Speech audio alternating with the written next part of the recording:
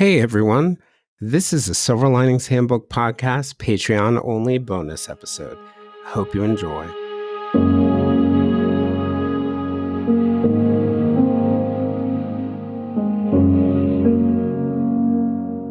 Wrongful convictions have been in the news in recent years since the 2014 podcast series Serial.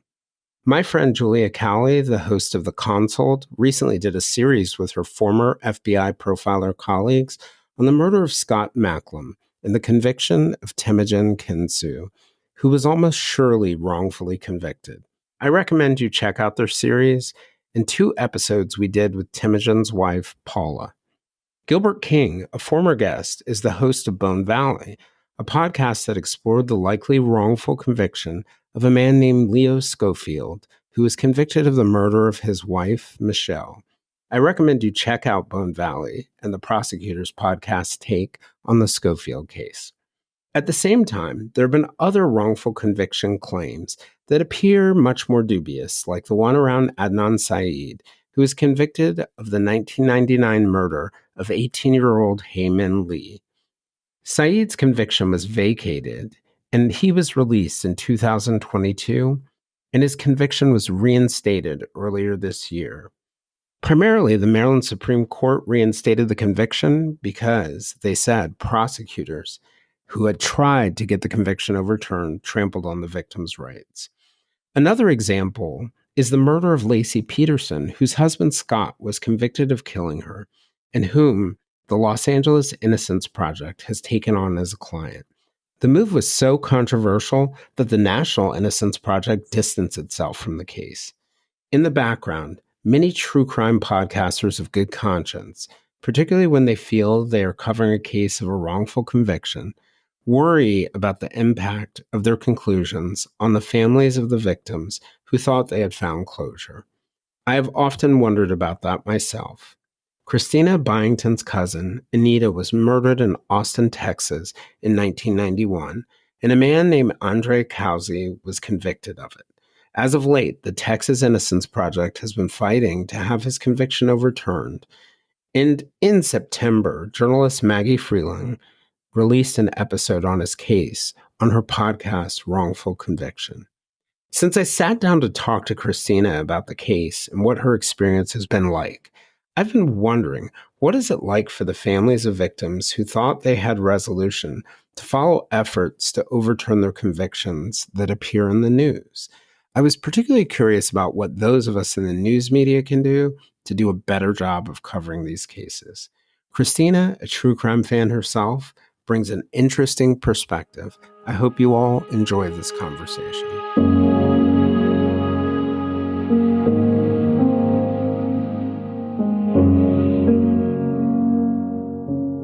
So, Kristina, recently I had Julie Murray on, the sister of Maura Murray, who disappeared in 2004 in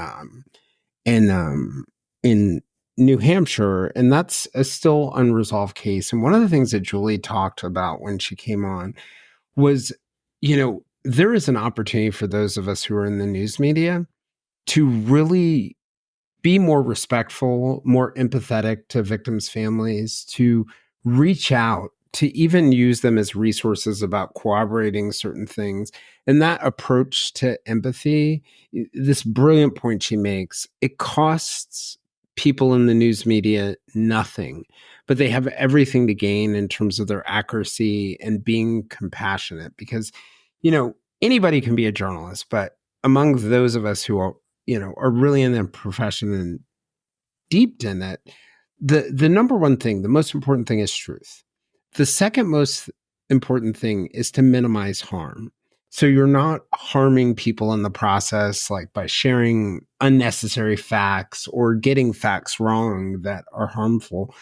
And I've just been thinking about the idea that since 2014, when Serial came out as a podcast and it was an enormous hit, and it covered the murder of Heyman Lee, the 18-year-old girl in Maryland whose boyfriend, former boyfriend, Adnan Syed, was convicted.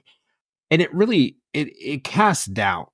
Although in my opinion, it brought no new evidence, but it cast doubt on his conviction. And since then, a number of other podcasts have tried to, and other news media organizations have tried to emulate that model in looking at wrongful convictions. But I wonder whether, in thinking about what happened in Maryland, and the Maryland Supreme Court said that in the Syed case, they trampled on the victim's rights, the prosecutor and the defense attorneys and everyone and the judge involved in the process trampled on the victim's rights.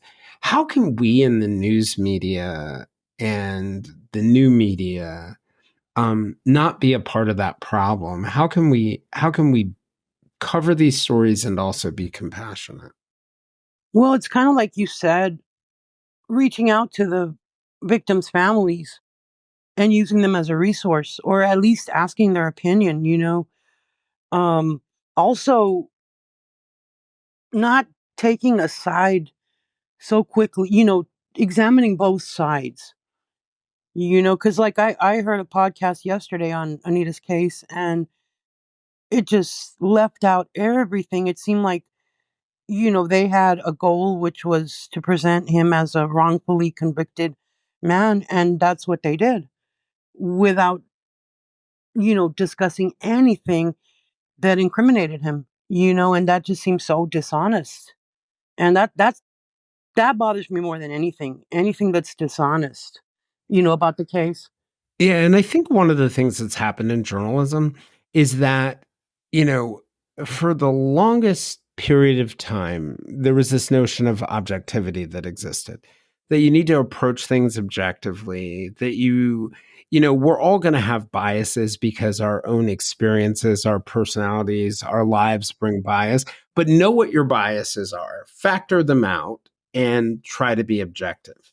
And, there's been a new movement in every area of journalism to be more like advocates. And their argument is basically that objectivity really isn't fair because it gives too much weight to different things.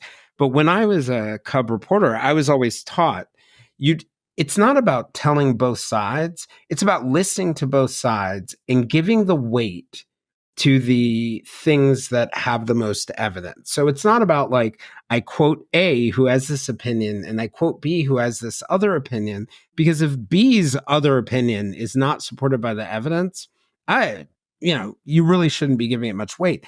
But anyway, because people didn't, I think, understand that nuance of objectivity, they've come into the space of advocacy. And you mentioned seeing that podcast, and I don't know if we're thinking about the same one, but there's a podcast called Wrongful Conviction. And Yes. yes, and I listened to that episode, and at the beginning it told you a little bit about the life of the person who had been convicted. I had no real issue with that. And then it got into the case and it talked about legitimate issues with the detective, but it kind of applied those issues to Andre Causy's case, the man convicted of murdering Anita. It applied them without uh, really examining the evidence there. Do you think there's like a danger in us after taking a more advocate type approach? Yes, because she mentioned Polanco and all the things he was accused of, this and that, but she failed to mention that I believe 4 witnesses testified at the trial that Polanco was never alone in a room with Kazi. She just failed to mention that. And she presents him as a wrongfully convicted man. Well, that's false. That's not been proven. In that particular case, did the journalist reach out to you all as a family? No, Okay. not at all. I found it by Googling his name. Oh, so you didn't even know it had come out. No, I just very frequently I Google his name and I Google Anita's name just to see if there's anything that I haven't seen. And I saw it yesterday and I started shaking, and it was horrible. And then for Kazi's wife to go on there and say that the Byington family owes them an apology, I was astounded. I mean, what do we need to apologize for? We That didn't that would convict him. that would have been a good moment to get a response from you all, right? We didn't convict him. You know, we didn't take his confessions. All I'm doing is advocating for my family member, but and if I'm wrong about his guilt, then and I found out for a fact that I was wrong, surely I would apologize, but I can't say that I would do things differently, you know, as I've done them because I've gone on the information that I have and I've tried to get as much information as I can. So I have nothing to apologize for. And then they also talked about how hard it was for him to be denied parole 15 times. And she said something like, gosh, what you all must have gone through. And in my head, I was thinking, what we went through all those times. Her parents had to relive this. He was sentenced in 92. By 96, he was up for parole. And every 2 years after that. Mm. So every single time they had to collect letters to advocate for justice for their only child. So to hear them talking about how difficult it must have been for him, yeah, it was difficult for us too. Yeah.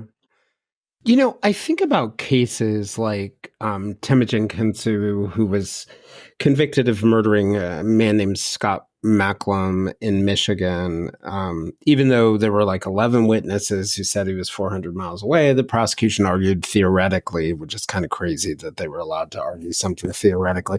He could have gotten a private plane and flown across the state to get him. Or I think about somebody like Leo Schofield, where a man named Jeremy Scott basically confessed to it, and that there's some pretty good evidence that he probably didn't commit the murder. And Gilbert King is the one, and his partner Kelsey Decker. They did that podcast on Leo Schofield that probably contributed to leading to his release. So there are obviously cases where there are people out there who are probably wrongfully convicted. But I wonder whether you believe that cases like Anita's, where there isn't really the evidence, and judges have already said there isn't enough evidence, or Adnan Syed's, where, you know, the appeals court, not the Supreme Court, but the appeals court in between basically said there's not enough evidence if you look at their footnotes. And then Scott Peterson, who by most accounts, most people in the world, so much so that the National Innocence Project distanced itself from the from the LA Innocence Project on it. Do you think that some of these high profile wrongful convictions that aren't based on enough evidence take away from the energy that could go to these that seem more solid, like these true travesties? Oh, for sure. I mean, I used to be a big fan of the Innocence Project. And, you know, I loved reading these stories of these wrongfully convicted people and all that. But now I look at any Innocence Project with a side eye. I'm sorry. Any of them, all of them. To me, they're all connected. And maybe I'm wrong on that. But um, I don't know. It's changed my thinking a lot. Do you think it'll make it harder for people who are wrongfully convicted to get out? Oh, for sure. For sure. So when you're sort of like sitting back in your perfect world, I know we talked on the main episode about what the legal system could do better. What can those of us who are in the media do better? Um, just presenting the truth, really. To me, the worst part is either reading an article or hearing a podcast where things are just incorrect. That's just so frustrating to have to listen to. But if you present the truth as best you can, I mean, what else can you do? Yeah, it's a good point. It's what we all strive for. Not always going to be perfect, but there are things that we can do to try and, like, reaching out to victims' families that'll make it a little bit more perfect and a little bit more compassionate. So thanks again for joining me. And Oh, thank you so appreciate much. it. I appreciate it. Of course. I'm Jason Blair, and this is a Silver Linings Handbook podcast Patreon only bonus episode. We'll see you guys all again soon. And thanks for being a part of our Patreon.